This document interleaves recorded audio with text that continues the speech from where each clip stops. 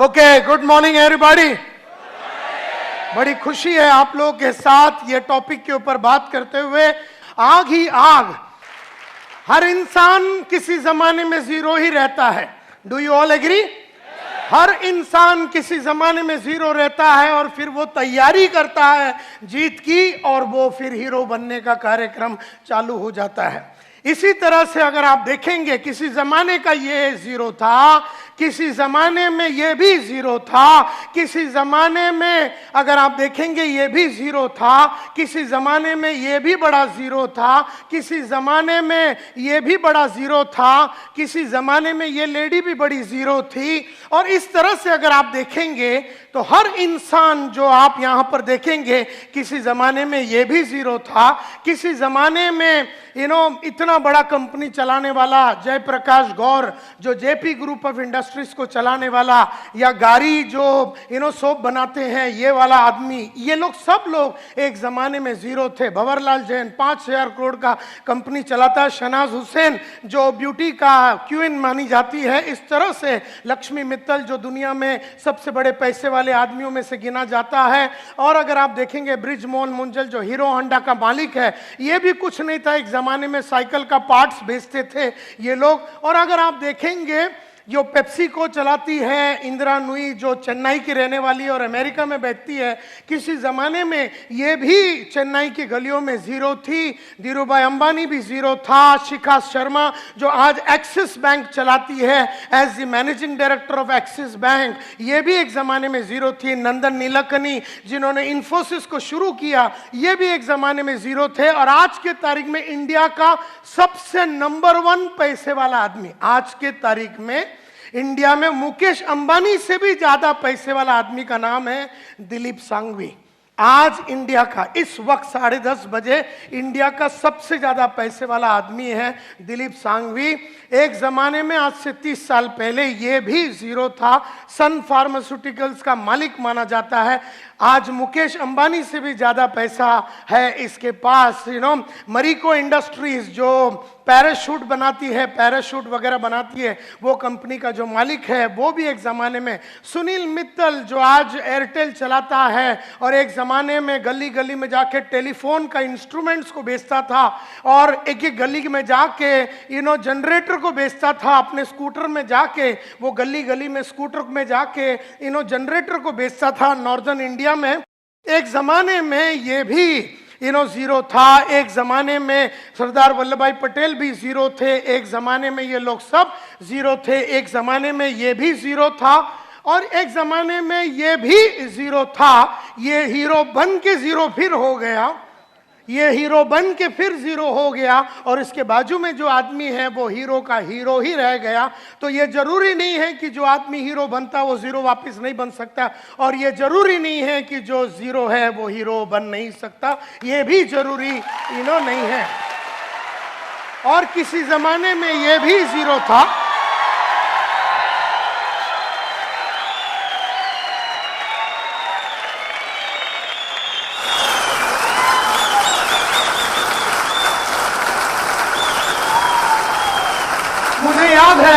मुझे याद है मैं साहब को मिला था, मोहम्मद माजिद साहब को मिला था 2007 में केरला में।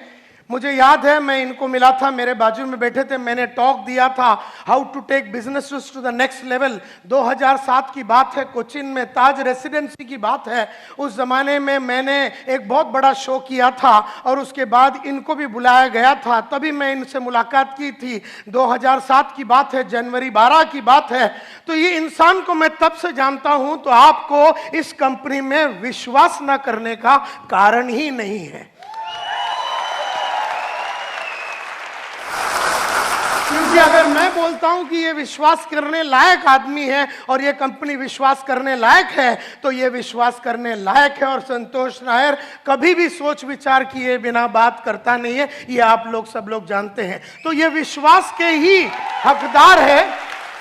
और केरला में जब इनको अवार्ड दिया गया था for the best performer and the best entrepreneur, इस तरह से केरला में इनका बड़ा नाम है और आज तुम्हारे साथ वो काम कर रहा है। तो मुझे बड़ी खुशी है कि इस तरह का कंपनी में तुम लोग काम कर रहे हो। और किसी जमाने में ये भी जीरो था, और किसी जमाने में ये भी जीरो था, और किसी जमाने में ये भी जीरो था, और किसी जमाने में ये भी जीरो था, और किसी जमाने में ये भी जीरो था, और किसी जमाने में ये और ये और ये सब लोग जीरो थे, और किसी जमाने में हम भी जीरो थे, और किसी जमाने में ये और ये और ये और ये लोग सब जीरो थे। लेकिन इन सब लोगों ने जीरो से हीरो बनने का कसम खाया, और उन्होंने की जीत की तैयारी, इन्होंने की जीत की तैयारी। और ये लोग सब लोग रफ डायमंड थे, कोयले के अंदर बैठा हुआ रफ डायमंड की कोई खास कीमत नहीं होती है। फिर वो रफ डायमंड को कोयले के खजान से निकाला जाता है, फिर वो डायमंड के ऊपर चार चीजें की जाती है, डायमंड के ऊपर चार चीजें की जाती है। सबसे पहला उसका कलर, डायमंड की चार क्वालिटी होती है, खास करके डायमंड की सबसे पहली क्वालिटी कलर। जो उसका नेचुरल कलर है उस पर आप कुछ नहीं कर सकते, मतलब अंदर का जो आदमी का नेचुरल जो कैरेक्टरिस्टिक्स है, जो फितरत है ना, उसको बदला नहीं जा सकता, क्योंकि अगर वो बेईमान है तो वो बेईमान है। कहने का मतलब ये है कि जो फितरत है वो बदला नहीं जा सकता, अनलेस वो बहुत मेहनत करके अपने आप में काफी परिवर्तन अगर वो लाता है तो कहने का मतलब ये है कि डायमंड की नेचुरल क्वालिटी में कलर आता है, क्लैरिटी आता है, कैरेट आता है, लेकिन नेचुरल क्वालिटी में एक चीज बिल्कुल नहीं आता है, और वो है कट। तो इंसान लोग डायमंड को करते हैं, लेकिन हम लोगों को कोई कट नहीं कर सकता। जैसे डायमंड को उठा के उसको छीनी हथौड़ी मार के उसको रफ डायमंड से क्रूअल डायमंड से उसको पॉलिश करके उसको कट करके अलग अलग जगह पे उसको फटका मार के उसको कट करके उसके अंदर वो क्लैरिटी को लाया जाता है। इस तरह से आपको अगर जीत की तैयारी करनी है, अगर आपको जीरो से हीरो बनना है, तो आपको अपने आप को कट करना पड़ेगा, आपको अपने आप को अलग अलग तरीके से तकलीफों में डालना पड़ेगा। क्योंकि जब आदमी को कट किया जाता है तो वो बहुत तकलीफ से और बहुत अड़चनों से गुजरता है। तो जो इंसान अड़चनों में गुजरता है वो अपने आप को कट करता है, जो पढ़ता लिखता है वो अपने आप को कट करता है, जो ऑडियो वीडियो सुनता है, जो ट्रेनिंग प्रोग्राम में आता है, जिसका गोल बड़ा क्लियर है, वो सब लोग वो इंसान होते हैं, वो जबरदस्त तरीके से अपने आप को कट करते हैं। और जब वो कट करते हैं वो आग से गुजरते हैं। अगर आप सोने को अगर आग में डालेंगे तो तपता रहता है। इसी तरह से मैं हमेशा कहता हूं कि जो इंसान अपने आप को लगातार कट करता है वो आग से गुजरता है, और वो आग से गुजरना, आग ही आग, आग ही आग अगर मैं बोलूं, अपने आप को लगातार आग में रखना। मेरे को 50 बरस का उम्र हो गया, लेकिन 30 साल पहले जो मैंने अपने आप को आग में डाला, जिस तरीके से मैंने अपने आप को तपाने की कोशिश की, जिस तरीके से मैंने अपनी पर्सनैलिटी में आग लगा के, जिस तरह से मैंने अपने कपड़ों पे आग लगा के, जिस तरीके से मैंने अपने सोच में आग लगा के, जिस तरीके से मैंने अपने जीवन में आग लगा के अलग अलग जो पुराना था उसको जला दिया, पुराना तरीके को जला दिया, पुराना कोट को जला दिया, पुराना सोच को जला दिया, पुराना स्टाइल को जला दिया, पुराना काम करने के तरीके को जला दिया। इस तरह से जला जला के आग ही आग में रह के मैंने अपने आप को जीत के लिए तैयार किया। और इसीलिए हर इंसान,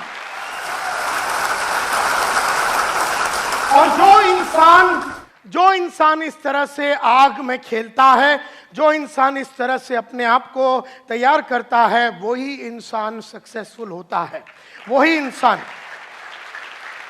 सक्सेसफुल होता है।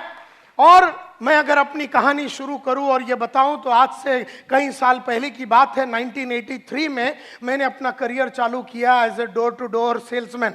लेकिन उसके पहले मैं रोज सुबह उठता था, सुबह जाके मैं न्यूज़पेपर डालता था, न्यूज़पेपर डालने के बाद चीरा बाजार, न्यूज़पेपर मैं लोखंडवाला के गलियों में डालता था। उसके बाद मैं चीरा बाजार में चरनी रोड में जाके अपना कॉलेज, हिंदुजा कॉलेज में जाता था। दोपहर को मैं चीरा बाजार में अकाउंटेंट का नौकरी करता था और रात को मैं ट्यूशन लेता था। इस तरह से गरीब मेरी जिंदगी बीत रही थी। गरीबी से मुझे प्यार हो चुका था, सोच मेरी छोटी थी, काम करने का तरीका मेरा छोटा था, ट्रेनों में ट्रैवल करता था, सेम शर्ट 4 दिन पहनता पहनता था, एक ही चप्पल कई सालों तक, इस तरह का छोटा जिंदगी में बिता रहा था। ये 1983 की बात है। रात चलते चलते एक दिन मेरा दोस्त जो स्कूल में मेरे साथ पढ़ता था, स्वामीनाथन अय्यर, मुझसे मिला और पूछा तू करता क्या? मैं बोला रोज सुबह जाता हूँ, न्यूज़पेपर डालता हूँ, उसके बाद कॉलेज जाता हूँ, उसके बाद दोपहर को अकाउंटेंट की नौकरी करता हूँ, रात को ट्यूशन लेता हूँ।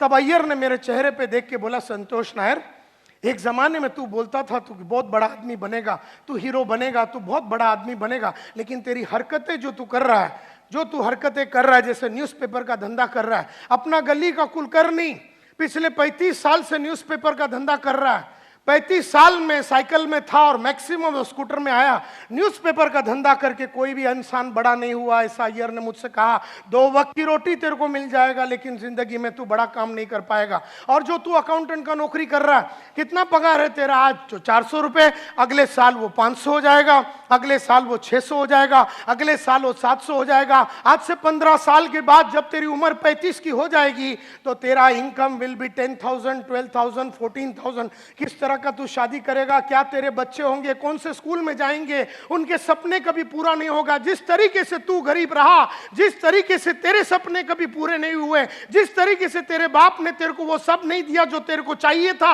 ताकि तू बड़ा इंसान बन सके, ये जो तू काम कर रहा अकाउंटेंट का, इससे तू बड़ा आदमी बन नहीं सकेगा। और रात को जो तू एक ट्यूशन लेता है उसमें 100 रुपया मिलता है, 2 ले ले 200 मिलेगा, 3 ले ले 300। ये गरीब सोच तेरी बदलेगी कब? और ये गरीबों जैसे हरकतें तेरी जो दिन बदलेगा, वो दिन तू हीरो बनेगा, वो दिन तू काम उस तरह का करेगा। क्योंकि जो अकाउंटेंट होता है ना, वो कभी अपने आप को पॉलिश नहीं करता। जो स्कूल का टीचर होता है ना, वो कभी अपने आप को पॉलिश नहीं करता। जो एक बैंक में काम करने वाला साधारण कैशियर, वो सुबह जाता है 9:30 बजे, शाम को वापस आता है, वो ना कभी अपने कपड़ों में, चाल में, ढाल में, विचार में, सोच में, तरीके में, विश्वास में, कॉन्फिडेंस में, कौशल्य में, नॉलेज में किसी तरह का वृद्धि नहीं करता। और इसीलिए वो साधारण था, वो साधारण है और वो मरेगा साधारण ही। इसलिए माय डियर फ्रेंड्स, इसलिए जरूरी है कि आदमी अपने आप को तैयार करे। जीतना हर आदमी का गेम है, लेकिन हर आदमी अपने आप को तैयार नहीं करता। जब स्वामीनाथन अय्यर ने मुझसे पूछा और कहा कि तू लाइफ में बड़ा आदमी नहीं बनेगा, तब मैंने अय्यर से पूछा, यार तू डरा मत, मेरे को बता करना क्या है। तब उसने कहा, जिंदगी बनानी है, नाम कमानी है, इज्जत कमानी है, शोहरत कमानी है, और अपनी चाहतों के हिसाब से अगर जिंदगी जीनी है, अपनी चाहतों के हिसाब से जिंदगी जीनी है, जरूरतों के हिसाब से नहीं। अपनी चाहतों के हिसाब से अगर तेरे को जिंदगी जीनी है, चाहतों के हिसाब से मतलब आज अपने को चाहा था स्कोडा लेने का, अपने स्कोडा लिया। आज अपनी चाहत है मर्सिडीज का, अपने मर्सिडीज लिया। लेकिन जरूरत के हिसाब से देखा जाए तो वेस्टर्न रेलवे जिंदाबाद।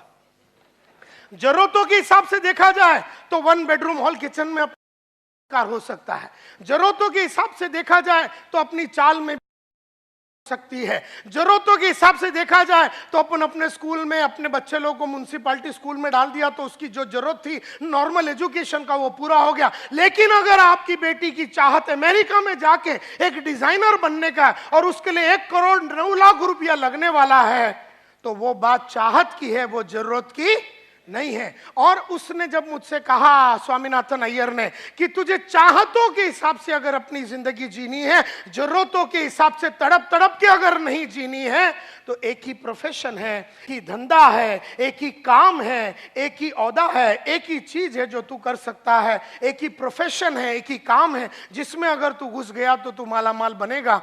तो मैंने पूछा उससे क्या? तो उसने कहा सेल्स। ऐसे कहा सेल्स। मैंने कहा कि मैंने तो सेल्स कभी किया नहीं है। तो उसने कहा, अमिताभ एक्टिंग के पहले कभी एक्टिंग नहीं किया, आशा भोसले गाना गाने के पहले गाना कभी गाया नहीं। मोहम्मद मजीद जो साहब है, वो आयुर्वेदिक के बारे में पढ़ाई करने के पहले में, उसके पहले उसको मालूमात नहीं थी। डॉक्टर बनने के पहले वो डॉक्टर था नहीं। तो हर इंसान को तैयार करना पड़ता है अपने आप को, और तुझे भी सेल्स में अपने आप को तैयार करना पड़ेगा। चला जा तू सेल्स की दुनिया में, और अगर तुझे महीने का 5,000 चाहिए तो 5,000 मिलेगा, महीने का 50,000 चाहिए तो सेल्स में 50 मिलेगा। मैंने कहा 5 लाख रुपया चाहिए तो सेल्स में मिलेगा। तेरी चाहतों के हिसाब से तेरी दुनिया चलेगी। ऐसा जब अय्यर ने मुझसे कहा तो मैंने ठान लिया मन में कि अभी तैयारी करनी है जीत की, और ठान लिया मन में कि अब जीरो रहना नहीं है, और ठान लिया मन में कि अब कट करना है अपने आप को और डायमंड बनना है लाइफ में। और तब मैंने डिसाइड किया कि मैं सेल्समैन बनूंगा। तो उन दिनों में मैंने बहुत सारे इश्तिहार में अप्लाई किया, किसी ने अपने को बुलाया नहीं। इश्तिहार पे अपन अप्लाई कर रहे थे। फिर एक दिन मैंने एक बड़ा सा एडवर्टाइजमेंट देखा, उसमें लिखा था बड़ा आदमी बनना चाहते हो, 6 महीने में बाइक लेना चाहते हो और अपने सपनों को पूरा करने चाहते हो तो आ जाओ walk in interview eureka Forbes. सुना है यूरेका फोर्ब्स? उस कंपनी का एडवर्टाइजिंग था। और हमारे पास वर्ली में, हम अंधेरी में रहते थे, वर्ली में जाने के लिए पैसा नहीं है। अपना दोस्त केवल राज सालियन के पास गया, 5 रुपया उससे उधार लिया और मैं चला गया वर्ली में। लंबा स्टोरी शॉर्ट करना चाहता हूं। पहला इंटरव्यू मेरा राजेश मल्होत्रा बोल के आदमी ने लिया। मल्होत्रा साहब 3 चीज करते थे। अगर आदमी अच्छा लगा तो सिलेक्ट, आदमी ठीक ठाक लगा तो रिजर्व कैंडिडेट, रिजर्व याला नंतर घेऊया, और अगर आदमी अच्छा लगा तो सिलेक्ट। मल्होत्रा साहब ने मेरे को पहले कैटेगरी में डाल दिया, जिसमें उन्होंने मेरे को रिजेक्ट कर दिया, क्योंकि ना मैं सेल्समैन जैसा दिखता था, ना मैं बोलता था, ना मेरी सोच वैसा उनको नजर आया। उन्होंने अंग्रेजी में बहुत सारे क्वेश्चन पूछे, मैं जवाब नहीं दे सका, क्योंकि हम बर्फी वाला स्कूल में पढ़ते थे। डॉन बॉस्को एजुकेटेड मल्होत्रा साहब ने जब अपने को अंग्रेजी में बहुत सारा पूछा तो हम जवाब नहीं दे सके। मल्होत्रा साहब ना सिलेक्ट किया ना रिजर्व में डाला, उन्होंने रिजेक्ट कर दिया। और कहा मुंह पे देख के ये कि हम 15 दिन में बताएंगे। तभी मुझे नहीं मालूम था कि 15 दिन में बताने का मतलब है कि अपने को ऑलरेडी उसने रिजेक्ट कर दिया। ये तो बाद में मालूम पड़ा कि लोग अपने को घुमाने के लिए बोलते हैं ना, सोच के बताएंगे, बाद में बताते हैं। इसका मतलब है अपने को लात मार के उन्होंने भगा दिया। ये बात वो जमाने में नहीं समझ में आया, ये तो बाद में अभी समझ में आता है कि टोपी लगाने के लिए लोग इस तरह से बोलते हैं, मी नंतर कळू तुला, मी बोलतो तुझ्याशी, नंतर ये तू, इस तरह से वो बात करते हैं। तो रिजेक्ट कर दिया। अब मैं तो ये इंतजार में था कि 15 दिन में वो बताएंगे, लेकिन महीना भर में कुछ भी न्यूज नहीं आया। कहानी ऐसी जाती है कि मल्होत्रा साहब ने तो रिजेक्ट कर दिया, लेकिन बंबई आधा वो संभालते थे, आधा बंबई गुप्ता साहब बोल के दूसरा मैनेजर संभालते थे। उनको आदमियों की जरूरत पड़ी, वो मल्होत्रा साहब के पास गए और उन्होंने कहा, यार तूने बहुत सारे आदमियों को लिया है, लास्ट टाइम मैंने देखा वॉक इन इंटरव्यू में तेरे इधर 200-300 आदमी लोग आए थे, तो तेरे पास कोई कैंडिडेट है सिलेक्टेड तो मुझे दे दे। मुझे एक लोकेशन और एक ग्रुप चालू करना, एक टीम चालू करना। तो मल्होत्रा साहब ने कहा कि ये टाइम तो बहुत अच्छे आदमी नहीं मिले, इसके लिए मैंने सबको, थोड़ा ही मिला मेरे को सिलेक्टेड, तो मेरे पास नहीं है सिलेक्टेड कैंडिडेट। अच्छा, बोले तेरे पास कोई रिजर्व कैंडिडेट है तो वो दे दे, मैं उससे ही टीम चालू करता हूँ, गुप्ता साहब ने कहा। तो उन्होंने कहा नहीं यार, मेरे पास रिजर्व कैंडिडेट भी नहीं है, मैंने सबको सिलेक्ट करके ले लिया। अच्छा, बोले तेरे पास रिजेक्ट माल तो होगा तो वो ही दे दे मेरे को। तो मल्होत्रा साहब को गुप्ता साहब को मल्होत्रा साहब ने वो जो 150-200 आदमी जिसको उन्होंने रिजेक्ट किया था, वो रिजेक्टेड आइटम का सब फॉर्म दे दिया, उसमें अपना भी नंबर था। उस रिजेक्टेड फॉर्म के अंदर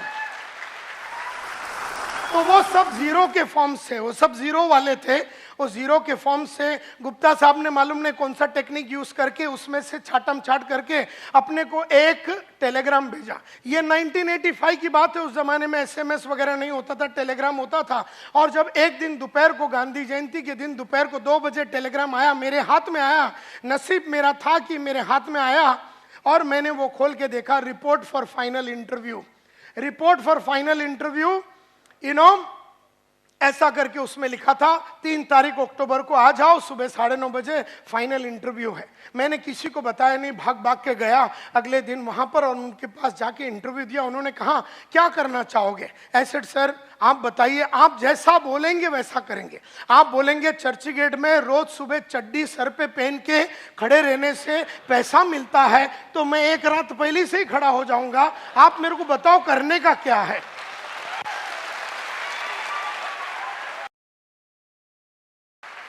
तो इस तरह से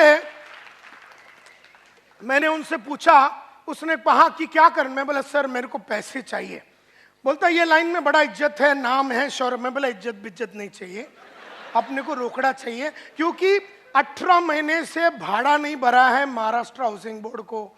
माँ का इलाज के लिए पैसा नहीं है, बड़ी बहन का शादी नहीं हो रहा, पैसे नहीं है घर में, छोटी बहन का शादी नहीं हो रहा, पैसे नहीं है हाथ में, डॉक्टर को 6 महीने से पैसा नहीं दिया, किराने वाले को 6 महीने से पैसा नहीं दिया, न्यूज़पेपर वाले को 3 महीने से पैसा नहीं दिया, मेरे को आगे पढ़ने का था, पैसा नहीं था। ऐसे सिचुएशन में ये बोलता इज्जत मिलेगा, नाम मिलेगा, वो किधर डालेगा अपन?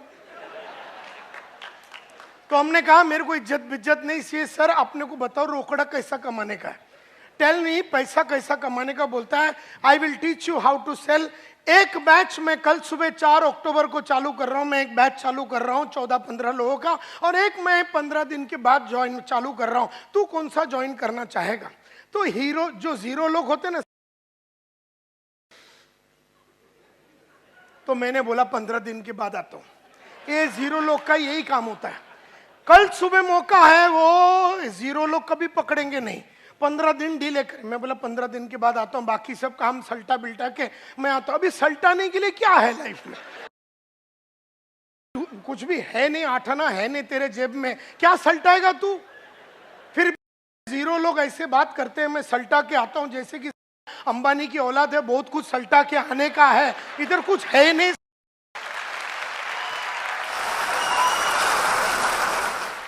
तो गुप्ता साहब ने कहा कि अगर तू कल सुबह ज्वाइन करता है तो तेरे को लाइफ में 15 दिन का एडवांटेज रहेगा, जिंदगी में तू हमेशा 15 दिन आगे रहेगा। 15 दिन में तेरे को मार्केट के बारे में खबर मिल जाएगा, 15 दिन में प्रोडक्ट के बारे में समझ आ जाएगा, 15 दिन में सेल्स के बारे में समझ आएगा, 15 दिन में तेरा नॉलेज बहुत बढ़ जाएगा। ये बात 0 को समझ में आया।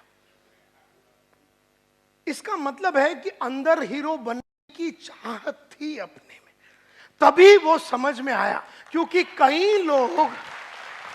कई लोग जो 0 है ना, उनको कुछ भी अच्छा बोले दिमाग में बात जाता ही नहीं है।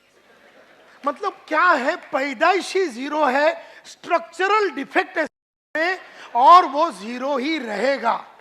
देयरफॉर 0 वही आदमी रहता है जो वातावरण से आया हुआ इंफॉर्मेशन, वातावरण से गुप्ता साहब ने जब इंफॉर्मेशन दे रहा है कि भैया हीरो बनने के लिए ये कलाकारी मैं सिखाऊंगा, कल सुबह आता है क्या, तो पकड़ लिया मैंने वो अपॉर्चुनिटी और कहा कि यस सर कल से आता हूं। तो वहां से अपना जो हीरो बनने का कार्यक्रम शुरू हुआ। आज उस बात को 30 साल हो गए, मैंने मुड़ के पीछे कभी देखा नहीं है। यू नो, उस जमाने में यूरेका फोर्ब्स में आदमी 4 वैक्यूम क्लीनर बेचता था महीने का एवरेज।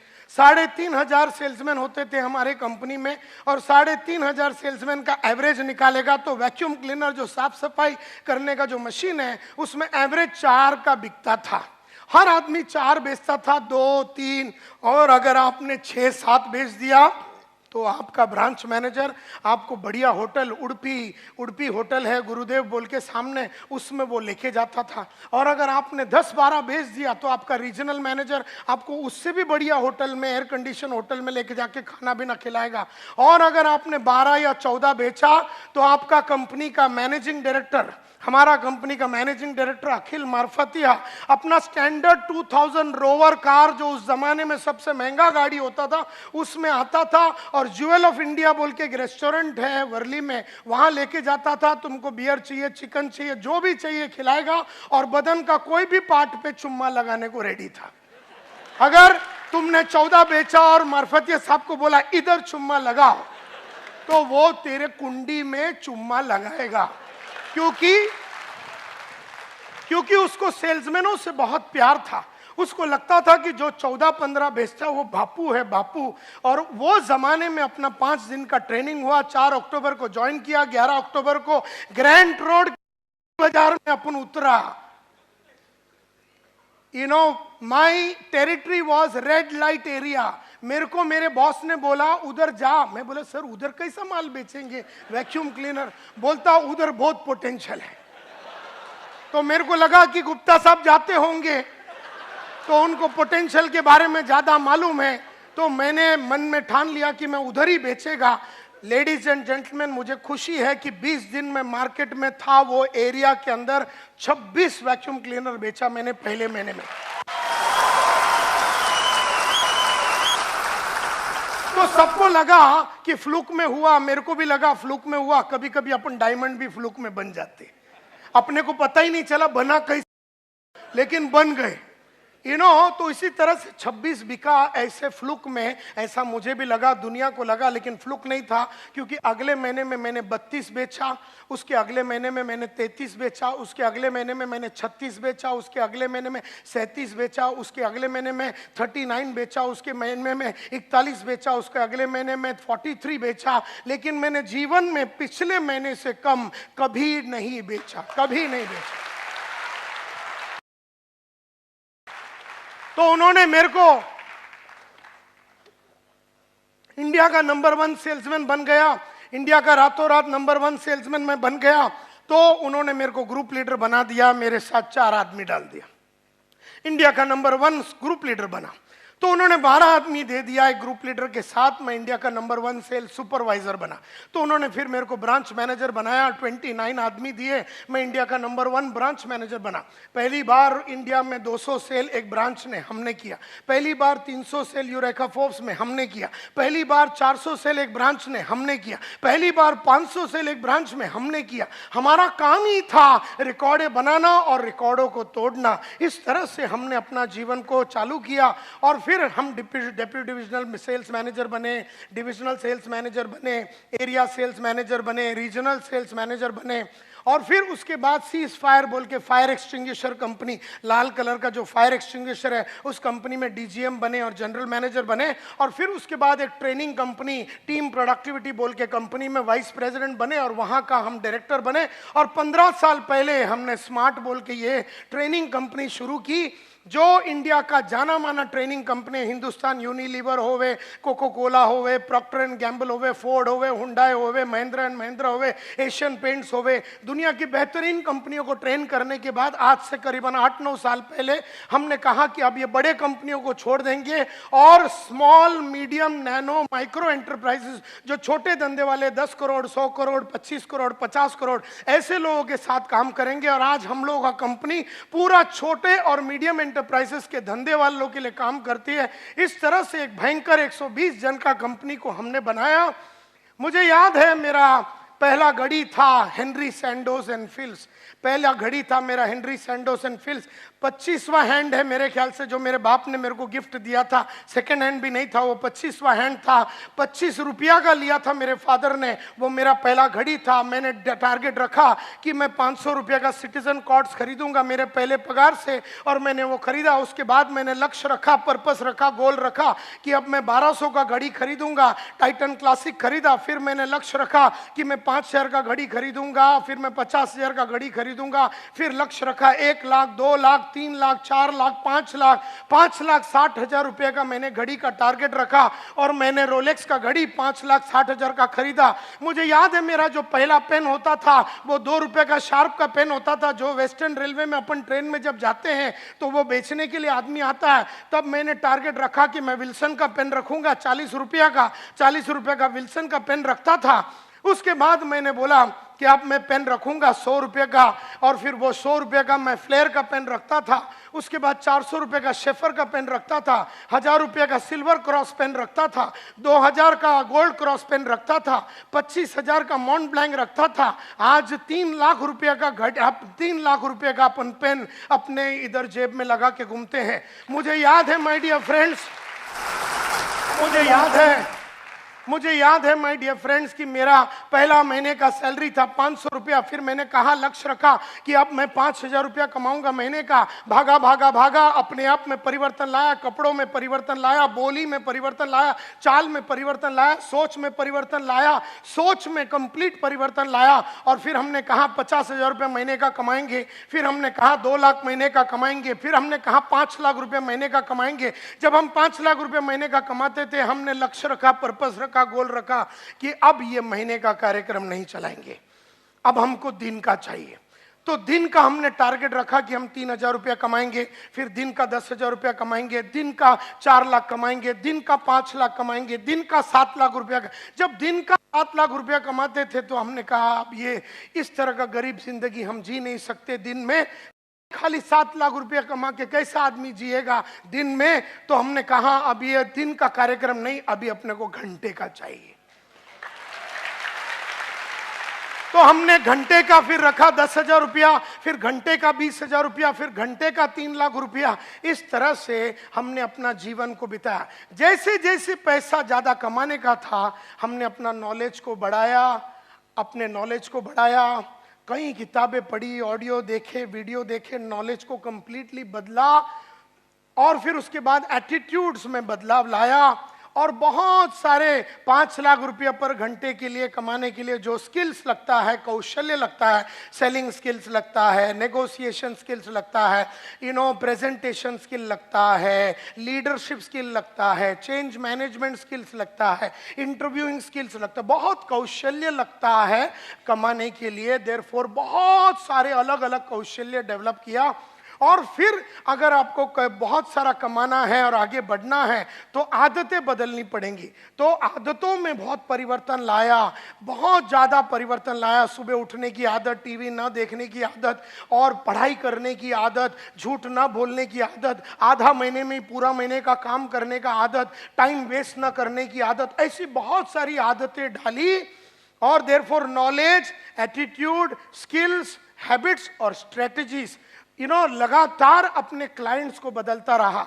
एक जमाने में जो क्लाइंट मेरे को 20,000 रुपया देता था तो उसके सामने खड़े रह के डांस करता था। जब देखा कि ये 50,000 नहीं दे सकता और 50,000 के लिए दूसरे हायर लेवल के क्लाइंट चाहिए तो स्ट्रेटेजी ऐसा निकाला कि क्लाइंट्स को बदल दिए। लगातार हर 2 साल में अपने क्लाइंट्स को बदलता रहा, क्योंकि जो आज 20,000 देता है कल वो 2 लाख नहीं दे पाएगा। एंड देयरफॉर आज जो 20,000 रुपया देता है 2 साल के बाद उसको मैं छोड़ देता हूं और उसको पकड़ता हूं जो 50,000 रुपया आज दे सकता है। और जब अपने को 1 लाख रुपया चाहिए तो उसको छोड़ देता हूं और जब अपने को 2 लाख चाहिए तो फिर इसको छोड़ देता हूं। जैसे जैसे अपने को अगले लेवल पे जाना है तो वो पुराना नॉलेज को छोड़ देना पड़ेगा, पुराने एटीट्यूड्स को छोड़ देना पड़ेगा, पुराने आदतों को छोड़ देना पड़ेगा, पुराने कौशल्यों को छोड़ देना पड़ेगा, पुराने स्ट्रेटजीज को छोड़ देना पड़ेगा। हम में से कईयों का प्रॉब्लम यह है कि हमारी नॉलेज, एटीट्यूड, स्किल्स, हैबिट्स और स्ट्रेटजी सेम रही है और हमारी चाहत उसके आगे निकल गई। तो चाहत मेरी 5 लाख की है लेकिन हरकतें मेरी 20,000 वाली है। चाहत मेरी 5 लाख की है, कपड़े मेरे 20,000 वाले हैं। चाहत मेरी 5 लाख की है, सोच मेरा 20,000 का है। चाहत मेरी 5 लाख की है, कौशल्य मेरी 20,000 की है। चाहत मेरी 5 लाख की है, आदतें मेरी 20,000 वाली है।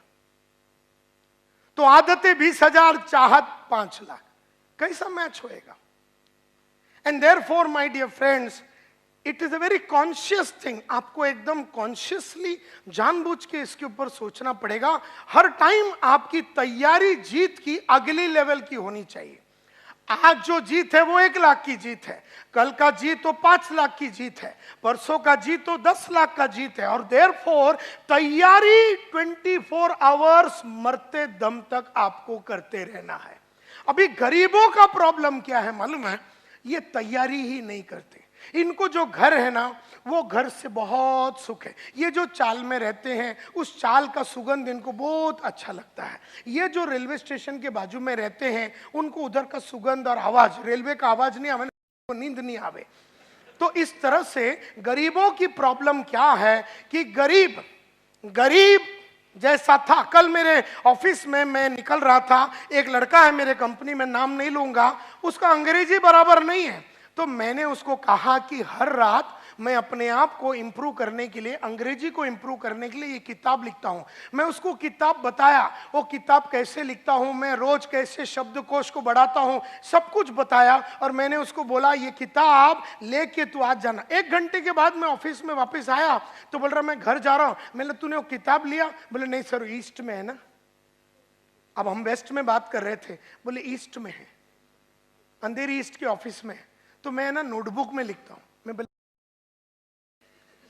यही प्रॉब्लम है, तुम छोटी सोच वाली औलाद ऐसे ही मैंने उसको बोला, तेरे को मैं बोलता हूं कि ये बुक लिख, तेरे को बुक बताता हूं, तेरे को बताता हूं कि मैंने अपने अंग्रेजी को कैसे सुधारा, तेरे को मैं रास्ता बताता हूं, तेरे को मैं बुक खोल के पूरा डिटेल में तेरे को बताता हूं कि कैसा रोज रात को मैं लिखता हूं, एक एक करके मैं कैसे लिखता हूं कि आज मैंने क्या अचीवमेंट किया अंग्रेजी के लिए, इससे मेरे को क्या फायदा हुआ, कल मैं अंग्रेजी को कैसे सुधारूंगा और उसके लिए क्या कदम लूंगा। मैं तेरे सामने ऐसा 10 बुक दिखाया, ये बुक तेरे को बोलता अपना ईस्ट वाले ऑफिस में जाके ले, और मेरे को बोलता ईस्ट में।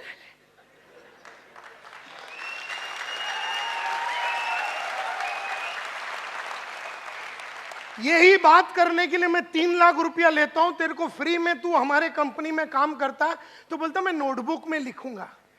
अबे मैं बोला नोटबुक में लिखना, और ये नोटबुक जिसमें नायर साहब की चित्र है, तो जब ये खोलेगा ना, इसका नाम है 21 day habit and confidence multiplier, यानी इंग्लिश की हैबिट, या फिर अभी इसको अगर हेल्थ के लिए यूज करना, अगर आपका वजन बहुत ज्यादा है, आपको वजन कम करना, 21 दिन में आपको 10 किलो कम करना, 21 दिन में 21 दिन में डायमंड बनना है ना, रोज रात को ही लिखने का, 21 दिन में आप बन सकते हैं। कुछ भी आपको अंग्रेजी सीखना है 21 दिन में आप सीख सकते हैं, आपको अरबिक सीखना है 21 दिन में। जब मैंने उसको बताया ये सब बातें, तो वो बोलता मैं नोटबुक में लिखूंगा। यही सोच है एक छोटे आदमी का, कि जब बड़े विचार उसके सामने पेश किया जाता है, बड़े तरीके से काम करने का रास्ता उसको दिखाया जाता है, तब आदमी छोटेपन पे ही बैठा रहना चाहता है। यही प्रॉब्लम है इस दुनिया का, क्योंकि वो उसको मैं बोलता हूं तैयारी कैसा करने का, उसको समझ में नहीं आ रहा। वो ये बुक छोड़ के अंधेरी ईस्ट तक जाने के लिए आधा घंटा पौना घंटा लगेगा, और रिटर्न आना, यानी बदन को जो तकलीफ लगेगा, फिजिकल पेन जो लगेगा, जो तकलीफ लगेगा, खर्चा लगेगा, और वहां जाके उसको लाना, उसने उस चीज को पोस्टपोन ही कर दिया। And that is why a large number of people अपने आप को बना नहीं सकते हैं, क्योंकि वो तैयारी जीत की नहीं कर रहे, वो हमेशा तैयारी हार का कर रहा है। वो आदमी जिसकी हरकत कल थी, वो जीत की तैयारी नहीं थी, वो हारने की तैयारी थी। तो जीतने वाले उसको लेसन सिखा रहे, लेकिन हारने वाले को इतनी जमाने से हारने की आदत, क्योंकि उसका उम्र चाहे 35 का है और 15 साल से जानता है कि मेरी अंग्रेजी खराब है, और 6 महीने में अंग्रेजी सुधार सकता है अगर वो मन में ठान लेगा। लेकिन गरीबों की प्रॉब्लम यही है कि वो तैयारी और जीत के लिए आगे बढ़ने की तैयारी करने से कतराता है। ये प्रॉब्लम है उसका। देयरफॉर मैं यहां खड़े रह के मुजरा करूं या कुचिपुड़ी करूं या भरतनाट्यम करूं, गरीबों को ठेंगा कोई फर्क पड़ने वाला नहीं है। अगर कल रात को आप चाल में गाली दे रहे थे अपने आप को कि कैसे मैं 2 बेडरूम हॉल किचन में जाऊं, आप अस्वस्थ थे, आपकी छोटी जिंदगी से आप परेशान थे, आपका लड़का या लड़की छोटे स्कूल में जा रहे और कॉन्वेंट में नहीं जा रहे, इससे आपको गुस्सा आता है, तो ही आप कदम लेंगे। लेकिन आप ये सोचते मैं तो पढ़ा नहीं, मेरा लड़का म्युनिसिपैलिटी में जाता है, बहुत बढ़िया। तो प्रॉब्लम ये है माय डियर फ्रेंड्स कि तैयारी जो जीत की होती है, वो हर आदमी जब जीतने के लिए तैयार होता है वो जीरो रहता है और उसे हीरो बनना पड़ता है। इस तरह से मुझे याद है कि मेरा पहला जो गाड़ी था, पहला जो बाइक था, वो मैं वेस्टर्न रेलवे में जाता था। उसके बाद मैंने पहला सेकेंड हैंड कावासाकी बजाज खरीदा। फिर मैंने कहा कि इसके ऊपर ज़्यादा देर में वक्त नहीं बिताऊंगा, तो मैंने राजदूत 175 टेलीस्कोपिक सस्पेंशन वाला बाइक लिया। उसको मैंने थोड़े दिन चलाया, मैं बोला इसको ज़्यादा दिन नहीं चलाऊंगा। सेकेंड हैंड प्रीमियर पद्मिनी का लक्ष्य रखा।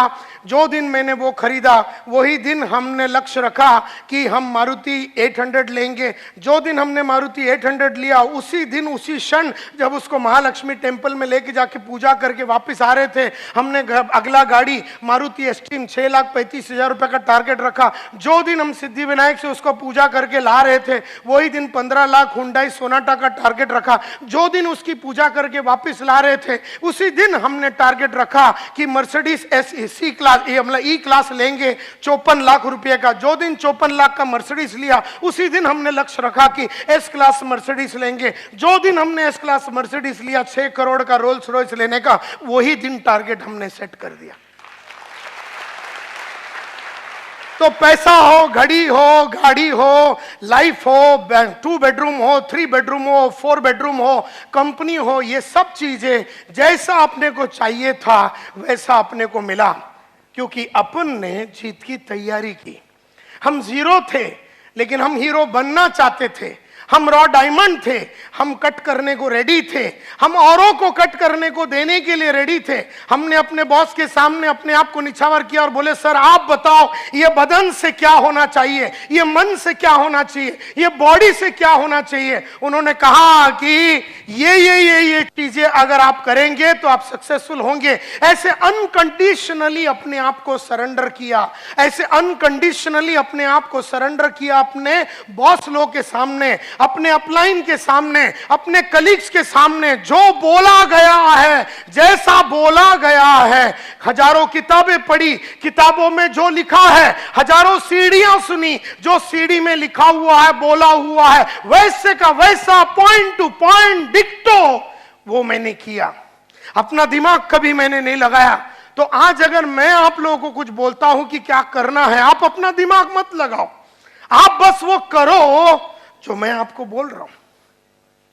लेकिन मुद्दा यह है माय डियर फ्रेंड्स, और ये इस तरह से जब आप आदमी करेगा तो ये कहा जाता है कि वो आग में आज भी तप रहा है। हर दिन मैं 1 घंटा रीडिंग करता हूं, हर दिन मैं रोज रात को ऐसे 3 किताबें लिखता हूं जो मेरे 1 से सवा घंटा ले लेता है। इस तरह से मैं जो चीजें करता हूं 1 से सवा घंटा रोज मैं जीत की तैयारी करते हूं। और जबकि मेरा कमाई दिन का 5-1 लाख रुपया है, तब मैं सवा घंटा रोज रात को ऐसी किताबें लिखता हूं। तो समझ लो कि तुम्हें कितना तैयारी करना पड़ेगा, कितना एफर्ट डालना पड़ेगा। आज हम ये स्टेज पे आ गए हैं, फिर भी हमने पढ़ाई लिखाई को बंद करने से इनकार किया। हम कभी ये मानते ही नहीं है कि माझ्याकडे काही आहे आणि मला काही कळतं। अपने कुछ नहीं आता है, अपन एकदम सिंपल आदमी है, अपने को जमाने के बारे में कुछ नहीं मालूम है। रोज रात को पढ़ता हूँ, रोज रात को अपने आप को अपग्रेड करता हूँ, और इसीलिए 30 साल से रेगुलरली सक्सेस मिला। कईयों को 1 साल सक्सेस मिलता है, फिर नीचे चला जाता है, फिर 6 महीना गायब रहता है, फिर थोड़ा सक्सेस मिलता है, फिर वो नीचे चला जाता है, फिर थोड़ा मिलता है, फिर वो गाँव चला जाता है, फिर नीचे चला जाता है। इस तरह से लाइफ बढ़ता नहीं है, इस तरह से लाइफ बनता नहीं है। तो माय डियर फ्रेंड्स, मुझसे लोग देयरफॉर पूछते हैं कि सर ये सभी लोग जो थे जिनके बारे में आपने कहा जो जीरो थे और हीरो बने कैसे, तो मैंने स्टडी किया उनके लाइफ को, मेरे लाइफ को, और दुनिया के बेहतरीन विश्वनाथन आनंद जो चेस प्लेयर है, दुनिया के बेहतरीन बैट्समैन, दुनिया के बेहतरीन एक्टर, इनके लाइफ को, दुनिया के बेहतरीन नेटवर्कर। मैं नेटवर्किंग इंडस्ट्री में 1989 में घुसा था। I was India first representative. 1988 में इंडिया का सबसे पहला रिप्रेजेंटेटिव था। डायरेक्ट सेल्स के लिए मेरे को भेजा गया बर्लिन में, जर्मनी में, वर्ल्ड डायरेक्ट सेल्स कांग्रेस में, जहां पर दुनिया की बेहतरीन वर्ल्ड कॉरपोरेशन का कॉन्फ्रेंस हुआ था। और आज से करीबन 30 साल पहले मैं पहली बार नेटवर्किंग से वाकिफ हुआ।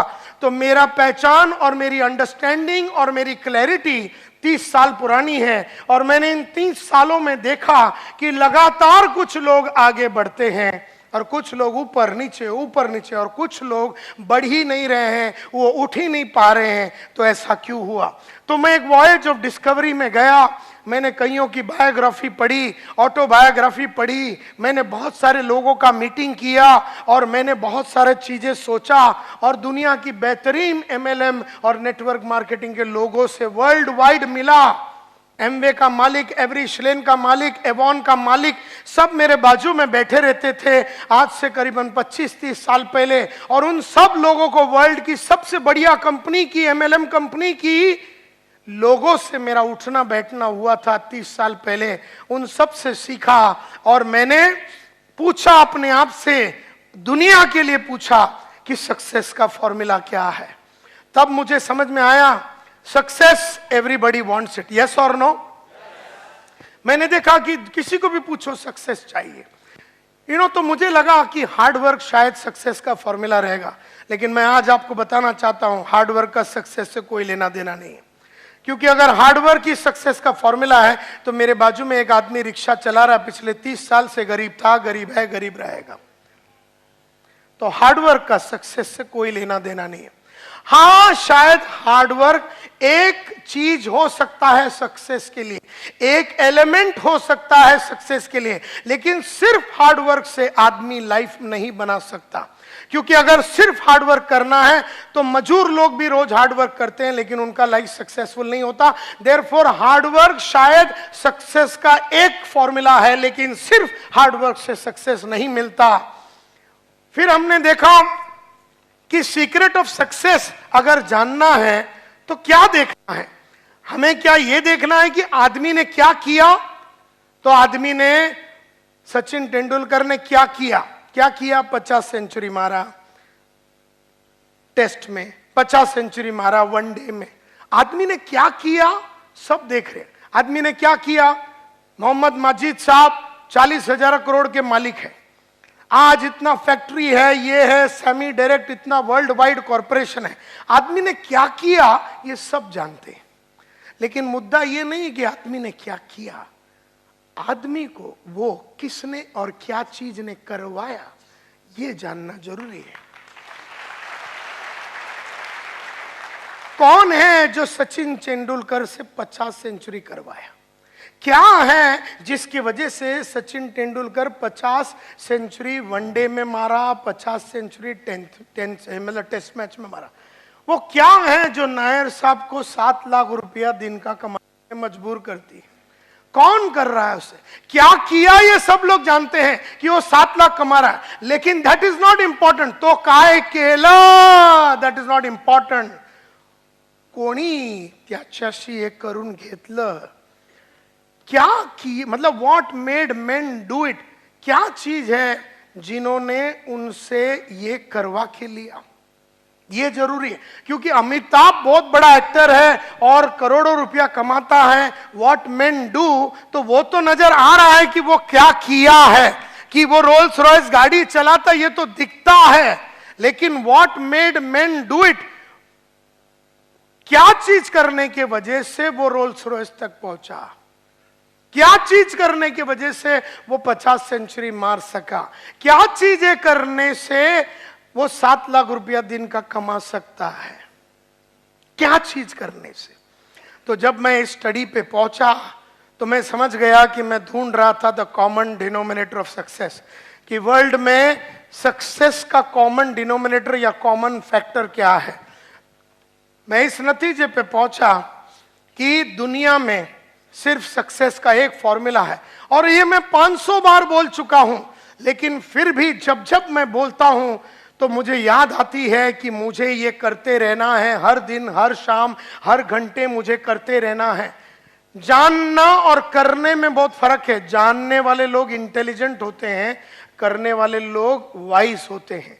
इंटेलिजेंट आदमी को सब मालूम है क्या करने का, लेकिन जो प्रज्ञा को प्राप्त हुआ है, जो वाइस आदमी होता है, जिसको शाना बोलते हैं, वो करता है, और इंटेलिजेंट खाली जानता है। तो जानता सब आदमी है कि सुबह जल्दी उठना चाहिए, लेकिन करते सिर्फ वाइस आदमी लोग हैं। जानते सब आदमी है कि पढ़ना चाहिए है, लेकिन करते सिर्फ वो है जो प्रज्ञा को प्राप्त हुए, जो विजडम को प्राप्त हुए, जो जिंदगी में क्लैरिटी के साथ सोच सकते हैं। तो मैं ढूंढते ढूंढते एकमात्र फॉर्मूला पे आया कि सक्सेस का सिर्फ एक फॉर्मूला है। जैसे थोड़े देर पहले जब इधर खड़े रह के कमांडो साहब ने कहा कि रिकॉर्डिंग नहीं करना है, फिर भी मेरी नजरें उधर जा चुकी है जहां पर 3 आदमी ये रूम में रिकॉर्डिंग कर रहा है। अब उसको जानने में प्रॉब्लम नहीं, वो जानता है लेकिन वो करता नहीं है। तो इसमें फर्क है। वो सस्ते में रिकॉर्डिंग करके लेने के चक्कर में है। वो सीडी नहीं खरीदेगा 1200 रुपए में, जो रास्ता सही है उस पे वो नहीं जाएगा, बेईमानी करेगा। तो ये जो रिकॉर्डिंग चालू है, जो भी कर रहा है वो बेईमान।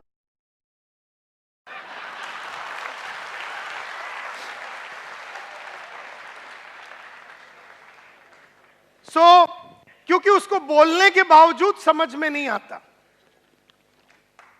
वो अनपढ़ गवार नहीं है, वो शाना समझता अपने आप को, लेकिन है वो गधा।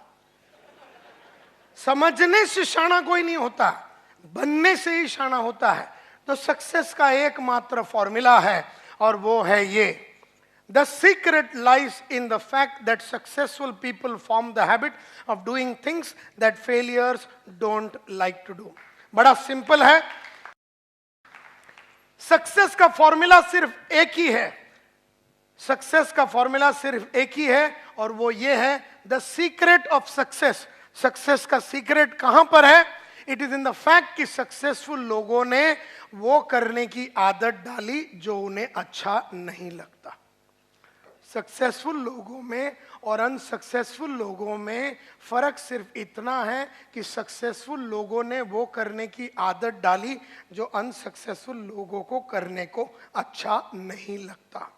सक्सेसफुल लोगों में और अनसक्सेसफुल लोगों में, कामयाब लोगों में और नाकामयाब लोगों में फर्क सिर्फ इतना है कि कामयाब आदमी ने वो करने की आदत डाली जो उसे अच्छा नहीं लगता और नाकामयाब आदमी हमेशा वो करता है जो उसे अच्छा लगता है। मुझे भी सुबह उठने को अच्छा नहीं लगता, तुम्हें भी सुबह उठने को अच्छा नहीं लगता, लेकिन रोज सुबह 5:15 बजे उठ के मैंने उठने की आदत डाली। मुझे भी पढ़ने को रोज 1 घंटा सुबह पढ़ने को अच्छा नहीं लगता, तुम्हें भी रोज सुबह 1 घंटा पढ़ने को अच्छा नहीं लगता, लेकिन रोज सुबह मैंने 1 घंटा पढ़ पढ़ के मैंने पढ़ने की आदत डाली। मुझे रोज सुबह जू बीच में जाके 1 घंटा चलने को अच्छा नहीं लगता, लेकिन रोज सुबह मैं और मेरी बीवी जू बीच में जाके चल के चलने की और एक्सरसाइज करने की आदत। मुझे भी रोज सुबह आधा घंटा मेडिटेशन करने को अच्छा नहीं लगता, तुम्हें भी वो चीजें करने को अच्छा नहीं लगता, लेकिन मैंने रोज सुबह आधा घंटा मेडिटेशन कर करके मैंने करने की आदत डाली। मुझे भी टीवी देखने को अच्छा लगता है, तुम्हें भी टीवी देखने को अच्छा लगता है, लेकिन मैंने नहीं देख के ना देखने की आदत डाली और तुम देख के देखने की आदत डाली। तुम जो भी कुछ हो तुम्हारी आदत के वजह से हो, मैं जो भी कुछ हूं मेरी आदत के वजह से हूं। सिंपल। मैंने वो किया जो अच्छा नहीं लगता, तुमने वो किया जो तुम्हें अच्छा लगता है। सिर्फ एक ही फॉर्मूला है सक्सेस का, और गरीब हो या अमीर हो सब पे लागू होता है एक फॉर्मूला, वो करो जो अच्छा नहीं लगता। मुझे भी बड़े बड़े लोगों को मिलने को अच्छा नहीं लगता, तुम्हें भी बड़े बड़े लोगों को मिलने को अच्छा नहीं लगता, लेकिन मैंने बड़े बड़े लोगों को मिल के अपना बड़े लोगों को मिलने का कॉन्फिडेंस बढ़ाया। हम लोग छोटे लोगों को मिल के छोटे लोगों में खुश रहने की हमने आदत डाली। मुझे भी झूठ बोलने को अच्छा लगता है, तुम्हें भी झूठ बोलने को अच्छा लगता है, लेकिन मैंने नहीं बोल के न बोलने की आदत डाली। और कई डाउनलाइन ने अपने अपलाइन को टोपी लगा के टोपी लगाने की आदत डाली। मुझे भी रोज काम करने को अच्छा नहीं लगता, तुम्हें भी रोज काम करने को अच्छा नहीं लगता, लेकिन मैंने रोज काम करके रोज रेगुलरली काम करने की आदत डाली। तुमने कभी कभी काम करके कभी कभी काम करने की आदत डाली। तुम जो भी कुछ हो तुम्हारी आदत की वजह से, अमिताभ जो भी कुछ है उसकी आदत की वजह से, मैं जो भी कुछ हूं मेरी आदत की वजह से है। हम सब लोग जो भी कुछ है हमारी आदत की वजह। और मैं ये बोलता हूं क्वालिफिकेशन से कोई फर्क नहीं पड़ता, एजुकेशन से कोई फर्क नहीं पड़ता। तुम कहां से आए, तुम महाराष्ट्रन हो, हिंदू हो, मुसलमान हो, तुम सिख हो, ईसाई हो, तुम्हारा बाप गरीब था, तुम चाल में रहते थे, तुमने पढ़ाई किया नहीं किया, तुम्हारा सपोर्ट है सपोर्ट नहीं है, तुम्हारा अच्छा कांटेक्ट है नहीं है, तुम चाल में रहते थे बिल्डिंग में रहते थे, इससे कोई फर्क नहीं पड़ता। तुम्हें सिर्फ वो करना है जो तुम्हें अच्छा नहीं लगता। कई लोग इधर आके बैठ के, कई लेक्चर में आके बैठ के सो जाते हैं, बैठ के सो जाते हैं, क्योंकि उनको लेक्चर में आके बैठ के सोने की आदत लग गई। और कोई लोग है किताब लेके आते, बोले इंपॉर्टेंट पॉइंट लिखते हैं, चलो इंपॉर्टेंट पॉइंट लिखते हैं। और कई लोग ऐसे खाली हाथ, मैं जिधर भी जाता हूं नोट्स बनाता हूं, तुम जिधर भी जाते हो नोट्स नहीं बनाते हो। फर्क सिर्फ इतना ही है, मैं वो बुक लेके आता हूं और पॉइंट लिखता हूं।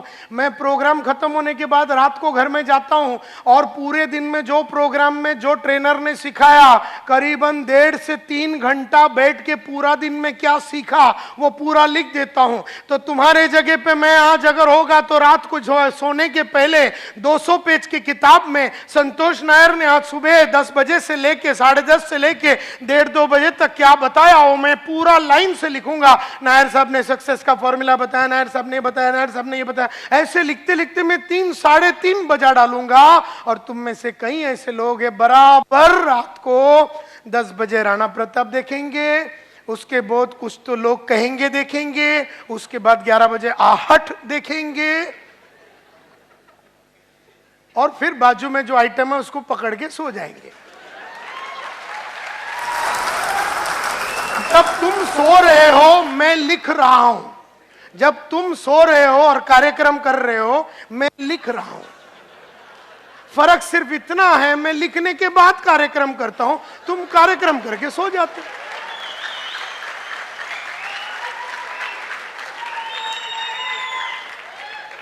तो जब तुम दूसरे दिन सुबह उठे, तुम सेम आइटम है, मैं जब उठा तो मैं बदल गया था।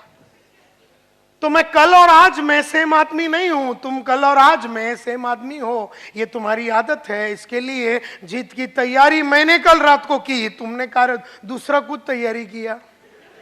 मैं जीतने की तैयारी की, तुम मजा किया। मजा करने से जीतता नहीं है आदमी। मजा भी करना चाहिए, मैं ना नहीं बोलता हूं, घूमना चाहिए, फिरना चाहिए, टीवी देखना चाहिए, लेकिन अपना वो काम जो तुम्हें अच्छा नहीं लगता वो करने के बाद तुम्हें वो करना है, एंड नॉट बिफोर दैट।